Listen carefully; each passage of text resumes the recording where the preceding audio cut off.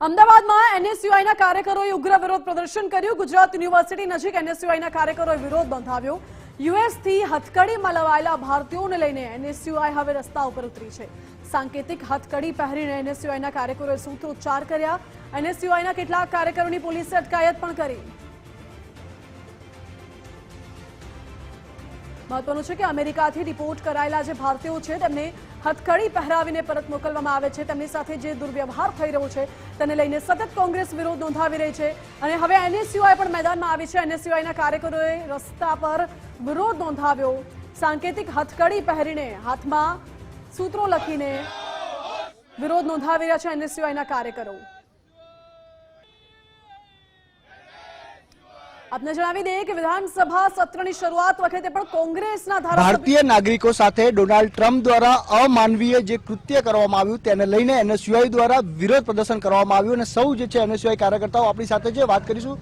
શું કહેવું છે આપનું, શું આપણી માંગણી જે વિરોધ આપણે નોંધાયો?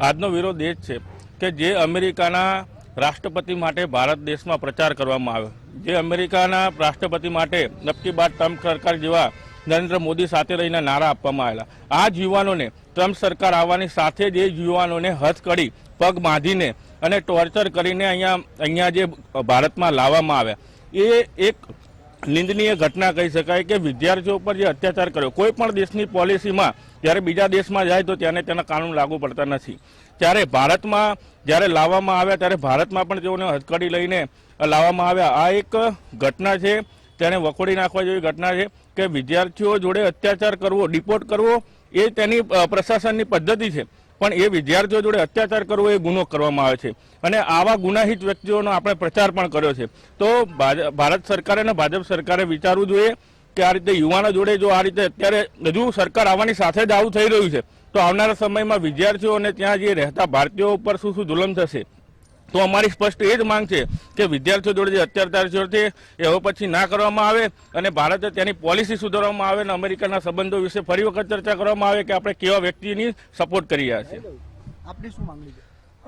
જ્યારે ભારત પાકિસ્તાન ના જે દુશ્મનીના વાતો થાય છે એની સામે અમેરિકાની આપણે દોસ્તીની વાતો કરીએ છીએ, પણ શું આ દોસ્ત જ આપણો દુશ્મન ન કરશે એવું આપણે માન્યું? આપણા વિદ્યાર્થીઓ જે અહીંથી કંઈક પોતાની યુવાઓને રોજગાર નથી મળતો એટલે અમેરિકા જાય છે, નકા અમેરિકા જવાની જરૂરત ના પડે। અહીંયા જો વિદ્યાર્થીઓને રોજગાર મળતો હોત તો લાખો કરોડો ખર્ચીને ડંકી રૂટથી અમેરિકા જઈ પોતાનું જીવન જોખમમાં મૂકીને જાય છે, ત્યારબાદ ત્યાંની સરકાર દ્વારા એમને ડિપોર્ટ કરવામાં આવે છે। આર્મી વિમાનની અંદર એક આતંકવાદી સાથે જે હરકત કરવામાં આવે છે, આતંકવાદીને પણ ક્યાંક માન સન્માન આપતા હોય છે અમુક દેશના, પણ અહીંયા આતંકવાદી કરતા પણ આપણી સાથે બહુ ખરાબ હરકત કરવામાં છે।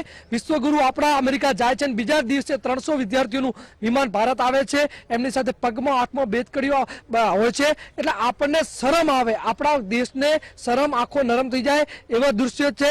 એટલે મોદી જે ટ્રમ્પ નમસ્તે ટ્રમ્પ હોય, ટ્રમ્પની દોસ્તીની વાતો કરતા હોય, ક્યાંક ને ક્યાંક આપણે વિદેશ નીતિમાં ફેલ ગયા છીએ, આપણી વિદેશ નીતિ ફેલ ગઈ છે, એટલે આપણને આવા દ્રશ્યો જોવા મળી રહ્યા છે। બિલકુલ તમામનો